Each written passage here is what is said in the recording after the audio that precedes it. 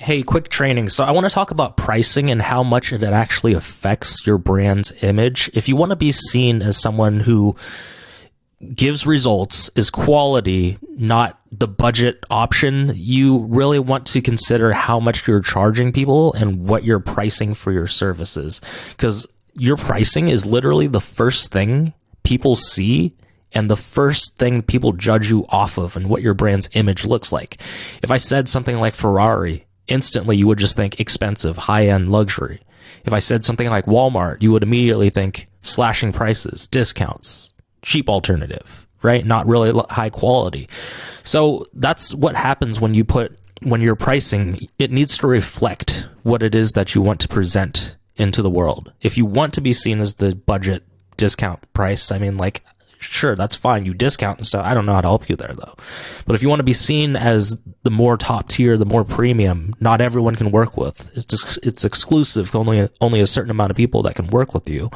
You want to charge higher prices. That's just the way that it is. If you try to give as much as possible, but you charge the cheapest, people will still look at it and be like, they're going to be skeptical. They're going to say, is this truly what's going to fix my problem? Is this guy really going to be able to help me?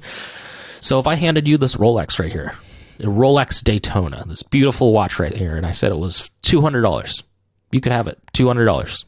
What's your first thought?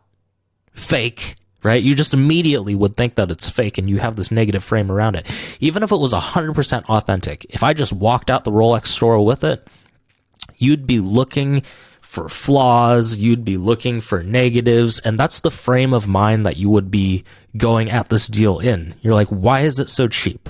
There has to be something wrong. That second hand looks like it's ticking just a little faster than a normal Rolex. That hour hand looks like it's a little bit shorter. You'd be looking for every single flaw possible to justify your belief in this seems too good to be true, right? So that's the same way with your clients and your prospects. They'll constantly, if you have something cheap, but you're saying, I can really help you do this, I can really bring you this result, and it's something big and life-changing, but you're charging little amounts of money, they're going to be looking for the flaws and looking for the negatives instead of thinking, well, how can I afford this because this is premium, this is the real deal. They'll be looking and seeing like, is this really going to fix my problem? Well, it looks like this guy had a bad review. I don't know if like this is enough calls to be able to help me. Is this enough support? They're going to be looking for any potential negatives that they find, and anything that they find is going to be a massive red flag and it's going to be blown out of proportion. Well, it just seems like this wouldn't be, this is a red flag for me, right? Whereas if it was something premium, they would just look at it and be like, okay, well, that's a flaw, but this is the real deal. They could really do this for me. Who cares if that flaw exists? Whereas if they look at it from the other frame and they're looking for flaws, they're going to blow it out of proportion. Okay. When you have something that is valuable, you must charge accordingly. Otherwise you change the customer's frame of thinking. Instead of thinking, how can I afford this? It turns into, is this really going to get me the result that I want? They start flaw seeking, like I said, and like any small details, even as a small flaw doesn't really matter in the grand scheme of things, they're going to blow it out of proportion and see it as a big deal. So that's why you want to charge accordingly. If you deliver a big result for somebody, you have to charge bigger money. That's just the way that it is. That's how it would naturally fit, and there wouldn't be all this resistance against it. But have you ever bought a used car for cheaper than listed? Like let's say you looked on Craigslist, right? And the car was $20,000.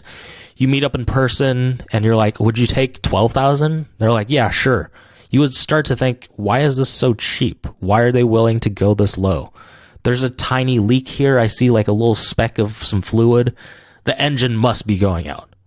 That's just your instant thought, right? And I've done this because there's been many times where I've like bought a car just like this, looked at the little fine, minute little details and see it as a big deal when it truly isn't, just because why are they letting it go for so cheap, right?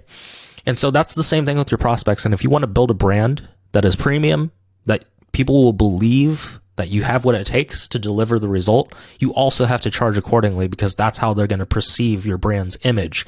So if you don't want to be seen as cheap, unreliable, then you got to charge more money. It helps you and it helps your potential clients see that this is the right choice as well. So don't think of it as a negative, but this is how you have to operate in order to make your brand's image seem like it is the top tier, the premium brand. So hopefully that was helpful. If you want more help with your business, feel free to book a call, leave a link here, but just a quick training on pricing.